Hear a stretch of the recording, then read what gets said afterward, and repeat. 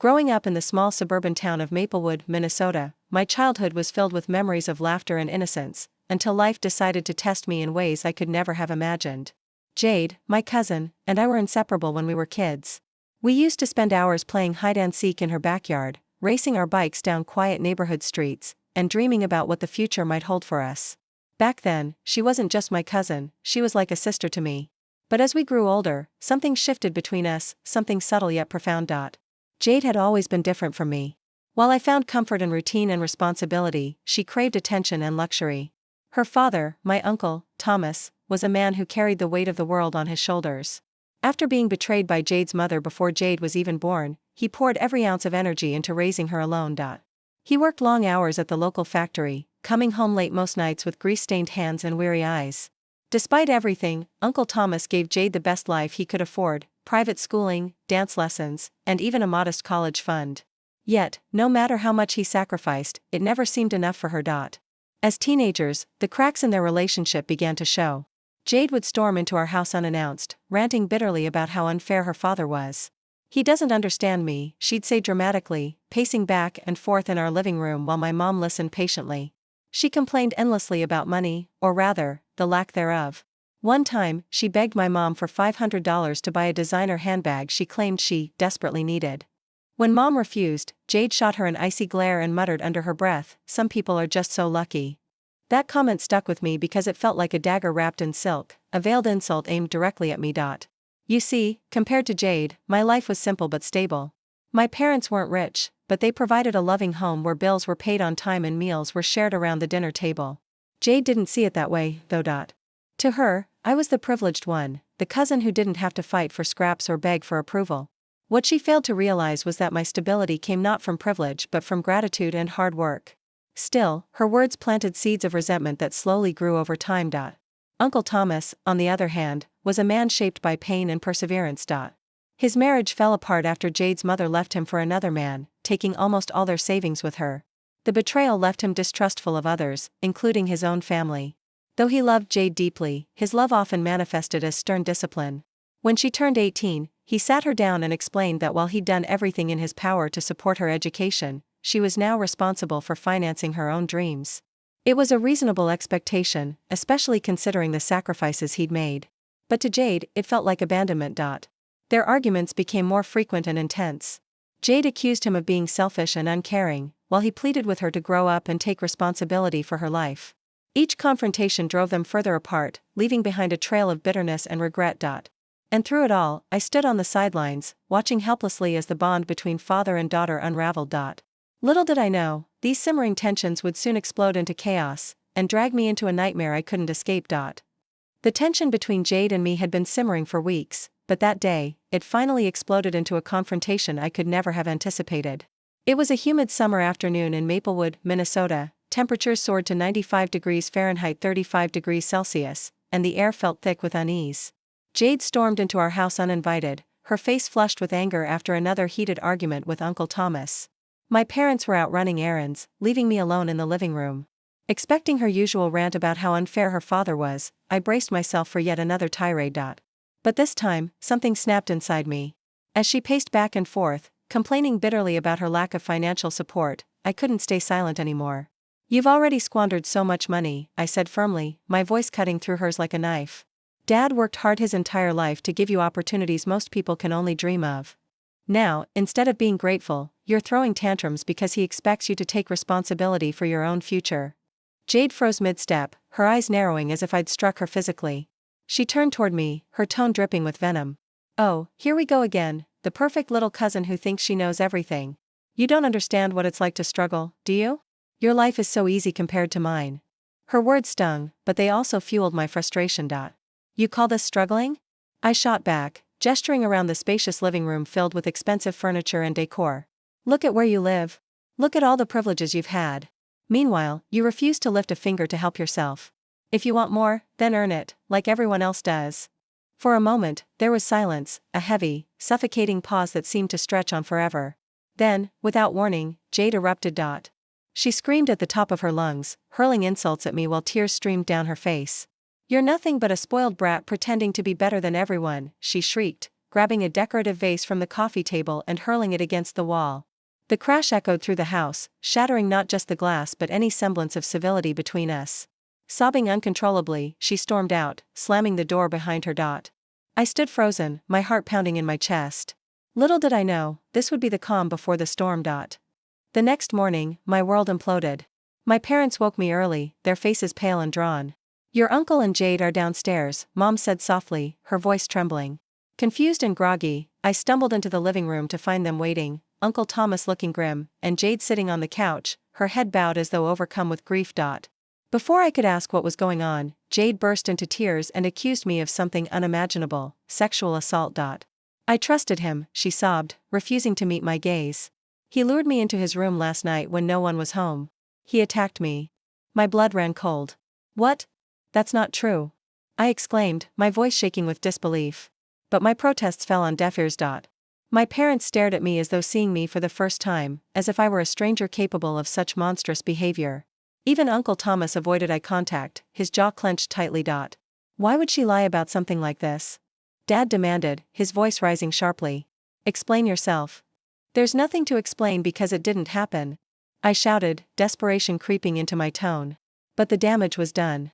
Security footage showed Jade leaving our house visibly upset shortly after her visit the previous evening, and that was all the proof anyone needed. In their minds, I was guilty until proven innocent, a concept that apparently didn't apply here. As the hours dragged on, the situation spiraled further out of control. My parents begged Uncle Thomas not to press charges, promising to handle the matter privately. They offered him anything: money, apologies, whatever it took, to keep the scandal under wraps. To my horror, they agreed to send me away to live with Great Uncle Harold, a man infamous for his volatile temper and bitter demeanor. Worse still, they handed over my college fund to Jade, effectively robbing me of my future. When I tried to argue, my father lost control. Grabbing my arm, he dragged me upstairs and locked me in my room. "You brought this upon yourself," he yelled through the door as I pounded against it, screaming for someone, anyone, to listen. My hands bled from hitting the wooden panels, but no one came. By the time Dad finally let me out, Uncle Thomas and Jade had already left. Their betrayal cut deeper than any physical wound ever could. That night, I lay awake staring at the ceiling, replaying every moment in my mind. How could they believe her over me? After everything we'd shared as a family, how could they turn their backs so easily? The weight of their rejection crushed me, leaving me hollow and broken. For the first time in my life, I questioned whether I deserved to be loved at all. That night, I lay awake staring at the ceiling, replaying every moment in my mind. How could they believe her over me? After everything we'd shared as a family, how could they turn their backs so easily? The weight of their rejection crushed me, leaving me hollow and broken. For the first time in my life, I questioned whether I deserved to be loved at all. Harold wasn't just difficult, he was cruel. His temper flared unpredictably, often over trivial matters. One evening, after coming home late from an errand, I found the front door locked. He had gone to bed early, leaving me stranded outside in the freezing December cold. Temperatures dropped to 20 degrees Fahrenheit -6 degrees Celsius, and I stood shivering for nearly an hour before he finally opened the door. "You're lucky I didn't leave you out there all night," he sneered, his breath reeking of whiskey. That incident became a recurring theme. He would cut off electricity without warning, claiming it was to teach me responsibility, or mock me relentlessly during meals, saying things like, "You don't deserve this roof over your head. I'm doing you a favor." Living with him was suffocating. Every morning, I woke up dreading what new torment awaited me. Once, while eating breakfast, he slammed his fist on the table and shouted, "You think you're better than everyone else? You're nothing but trash that got dumped here." Those words cut deeper than any physical blow. I tried to stay invisible, tiptoeing around him to avoid triggering another explosion. But no matter how hard I tried, nothing seemed to satisfy him. After 3 months of enduring this hellish existence, I realized I couldn't survive under his roof forever. My parents were sending him $800 a month to cover my expenses, yet he treated me as if I were a burden. Determined to escape, I began searching for work. Eventually, I landed a job at a warehouse in nearby Columbus, about 45 minutes away by bus. The pay was meager, just $12 an hour, but it was enough to start saving for independence. The warehouse job was grueling. Each day, I hauled crates weighing up to 50 pounds across the sprawling facility, stacking them onto pallets under the watchful eyes of supervisors who cared more about efficiency than safety. My coworkers weren't much help either. Many mocked my gaunt appearance and timid demeanor, calling me names like scaredy cat or lost puppy. One particularly humiliating incident occurred when I accidentally dropped a crate, causing minor damage to its contents. The manager stormed over, yelling, "If you can't handle this, maybe you should find somewhere else to fail." Humiliated, I begged him not to fire me, promising to be more careful. Though he relented, the experience left me feeling utterly defeated. Despite these challenges, I refused to give up. After 6 exhausting weeks of working overtime and skipping meals to save money, I managed to scrape together $1,200, just enough for first and last month's rent on a shared apartment. Alongside 2 colleagues from the warehouse, Alex and Marcus, we pooled our resources and rented a cramped 1-bedroom unit in Grove City, a suburb south of Columbus. The apartment was far from luxurious, peeling wallpaper, stained carpets, and a leaky faucet that dripped incessantly. Still, it was ours, a sanctuary away from Harold's tyranny. Our living conditions were Spartan at best. We split groceries down to the last penny, rotating between cheap staples like ramen noodles, canned beans, and frozen vegetables. Nights were spent huddled around a secondhand TV, watching reruns of old sitcoms to distract ourselves from the weight of our struggles. Despite the hardships, Alex and Marcus became my lifeline. They listened patiently as I recounted fragments of my story, offering words of encouragement when despair threatened to consume me.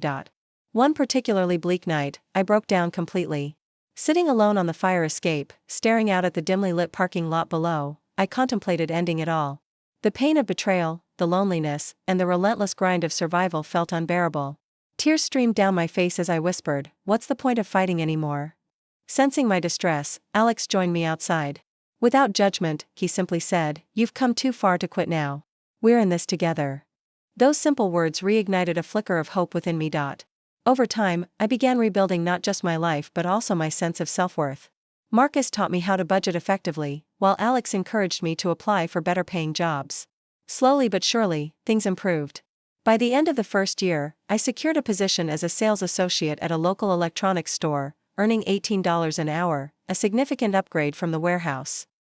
With increased income, we upgraded to a slightly larger apartment in Hilliard, a safer neighborhood with access to parks and community centers. Looking back, those 3 years were among the hardest of my life. Yet, they also shaped me into someone stronger, more resilient. I learned to value perseverance, gratitude, and the power of genuine friendship. While the scars of my past remained, they no longer defined me. Instead, they served as reminders of how far I'd come, and how much further I could go. 3 years of silence shattered when an email from my father landed in my inbox. The subject line read, "We need to talk." My heart raced as I opened it, unsure what to expect. Inside was a vague apology for everything that had happened and a request for my current address. He explained that Jade, now dying of pancreatic cancer, had finally admitted the truth. She confessed to lying about the sexual assault accusation, revealing that her sole motive was to extort money from my parents. According to her, she needed the funds to live luxuriously during a gap year after high school, traveling the world and indulging in reckless spending. By the time she returned home, over half of the $80,000 college fund meant for me had vanished into designer clothes, exotic vacations, and a lavish apartment. But Jade's confession wasn't born out of remorse, it was fear. "I don't want to die carrying this hatred," she allegedly told my uncle. Yet, there was no apology directed at me, no acknowledgement of the devastation she caused. Instead, she justified herself by blaming circumstances. "If I hadn't done it, I wouldn't have had any money to survive." Her words were hollow, devoid of accountability or regret.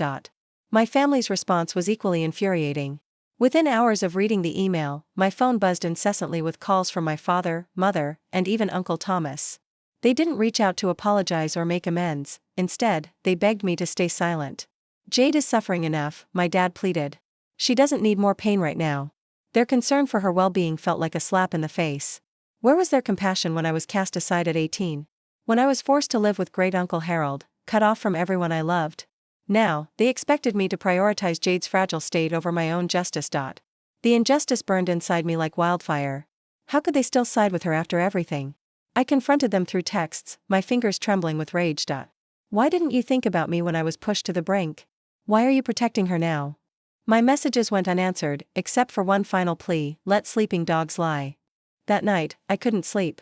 Memories of those lost years flooded back, the loneliness, the betrayal, the endless struggle to rebuild my life. I realized that staying silent would mean letting Jade win, allowing her lies to define me forever. If I wanted to reclaim my dignity, I had to speak up. But the thought of exposing the truth terrified me. What if people judged me? What if they believed Jade's fabricated narrative again? After days of deliberation and encouragement from my close friends, I decided to act. I drafted a detailed post on social media, attaching screenshots of my father's email and Jade's admission. In the post, I recounted every painful detail. How Jade falsely accused me, how my family abandoned me, and how I spent 3 years rebuilding my life from scratch. I ended with a simple statement: people deserve to know the truth. Whether Jade is dying or not, she destroyed my life. Today, I'm taking it back. As soon as I hit publish, my hands shook uncontrollably. Minutes passed, then hours. The comments began pouring in, first dozens, then hundreds. Most supported me, calling me brave and urging me to stand firm. Friends I hadn't heard from in years reached out, expressing their shock and solidarity. Relatives who once distanced themselves apologized for believing Jade. Yet, amidst the support, there were also detractors. Some accused me of being heartless, exploiting Jade's illness for revenge. Others defended her, claiming she was already paying for her mistakes with her terminal diagnosis. Despite the backlash, I felt a weight lift off my shoulders. For the first time in years, I was free from the burden of secrecy. Speaking out wasn't just about vindication, it was about reclaiming control over my story. The moment my post went live, the internet erupted. Within hours, thousands of people had read my story. Comments flooded in, some supportive, others critical, but the overwhelming majority stood firmly by my side. Friends I hadn't spoken to in years reached out, their messages filled with shock and solidarity. "I can't believe what you've been through," one old classmate wrote. "You're so brave for speaking up." Even distant relatives who had previously remained silent began contacting me, apologizing for believing Jade's lies and expressing their anger toward her and my family. But not everyone reacted kindly. My parents were furious. They called me repeatedly, each conversation escalating into heated arguments. "How could you humiliate us like this?" my father demanded during one particularly tense phone call. "Jade is dying, and all you care about is revenge." His words stung, but they also revealed how deeply entrenched their loyalty to Jade still was. Despite knowing the truth, they refused to acknowledge the pain they had caused me. Instead, they blamed me for tarnishing our family's reputation and urged me to delete the post. When I refused, they accused me of being selfish and heartless. Meanwhile, Jade's world crumbled around her. Once admired for her charm and confidence, she now faced widespread rejection. Friends stopped responding to her messages, and acquaintances distanced themselves publicly. One former friend posted on social media, "Jade lied and destroyed someone's life. How can anyone trust her after that?" Her diagnosis of pancreatic cancer, which should have elicited sympathy, only amplified the backlash. People saw her illness as karma for her deceitful actions. By the end of the week, even some of her closest relatives cut ties with her, including a cousin who had always idolized her. My uncle, too, bore the brunt of the fallout. Several family members confronted him, accusing him of enabling Jade's behavior over the years. "You raised a monster," one aunt bluntly told him at a family gathering. Others went further, severing ties with both him and my mother, whom they held partially responsible for allowing the injustice against me to happen. The rift grew so deep that an annual Thanksgiving dinner, a tradition spanning decades, was cancelled altogether. It was clear that Jade's betrayal had shattered more than just my life, it had fractured the entire family dynamic. Despite the chaos, I felt a profound sense of relief. For the first time in 3 years, I no longer carried the burden of secrecy. Friends rallied around me, offering unwavering support. Many expressed disbelief that my own family had turned their backs on me while defending Jade. "They don't deserve you," one roommate said fiercely. "You've built a better life without them anyway." Their encouragement reinforced my decision to cut ties completely. In a final text message to my parents, I wrote, "I'm done trying to prove myself to people who refuse to see the truth. If protecting Jade means sacrificing your integrity, then I want nothing to do with any of you." As the days passed, the reality of my newfound freedom sank in. Though losing my family hurt, I realized I didn't need their validation anymore. What mattered most was the love and acceptance I received from those who truly understood my journey, the friends who stood by me, the colleagues who cheered me on, and the strangers who shared their own stories of overcoming betrayal. Justice may have come late, but it arrived nonetheless. And for the first time in years, I allowed myself to hope, for healing, for happiness, and for a future defined not by pain, but by peace. The weekend I decided to reconnect with my friends and relatives turned out to be one of the most transformative moments of my life. After 3 grueling years of isolation, betrayal, and rebuilding, I finally allowed myself to step back into the warmth of genuine human connection. My housemates, Alex, Marcus, and a few others who had become like brothers to me, insisted on accompanying me for moral support. Though they were nervous about how people might react, their presence gave me the courage to face whatever lay ahead. When we arrived at Sarah's house, a close friend from high school, I was overwhelmed by the sight that greeted me. She stood on her porch, tears streaming down her face as she ran toward me, wrapping me in a tight embrace. "We've missed you so much," she whispered, her voice trembling with emotion. Behind her, a group of familiar faces waited. Old classmates, neighbors, and even some distant relatives I hadn't seen in years. They all cheered when they saw me, shouting words of encouragement and love. It felt surreal, like stepping into a dream I never thought possible. One by one, they approached me, each sharing stories of how my absence had left a void in their lives. "We always believed in you," said Ryan, an old teammate from soccer practice. "Even when your parents told us not to look for you, we knew something wasn't right." Their loyalty brought tears to my eyes. For the first time in years, I felt truly seen, not as the victim of false accusations or the abandoned child, but as someone worthy of unconditional love and respect. Over the next few days, I visited several relatives who had cut ties with my mom, uncle, and Jade. Some expressed anger over what had happened, while others simply wanted to ensure I was okay. "You deserve better than what they did to you," Aunt Clara said firmly during one visit. Her words echoed what many others had told me, that no amount of blood relation could justify betrayal. By the end of the weekend, I realized I had built a new family, a chosen one filled with people who genuinely cared for me. With this newfound sense of belonging came clarity. I made the decision to sever all remaining ties with my biological family. While part of me still mourned the loss of what could have been, I understood that reconciliation would only reopen old wounds. Instead, I focused on moving forward. Inspired by the unwavering support of my friends, I applied to universities again, determined to pursue the education stolen from me. At 24, I was older than most freshmen, but age no longer mattered. What mattered was resilience, the ability to rise after falling. As I sat in my apartment later that evening, surrounded by laughter and shared memories, I reflected on everything I'd endured. Life had pushed me to unimaginable depths, yet here I was, standing tall despite it all. I picked up my journal and wrote a single sentence: "No matter how far life knocks you down, you can always get back up if you refuse to give up." That night, I slept peacefully for the first time in years, knowing I had reclaimed not just my story, but my future.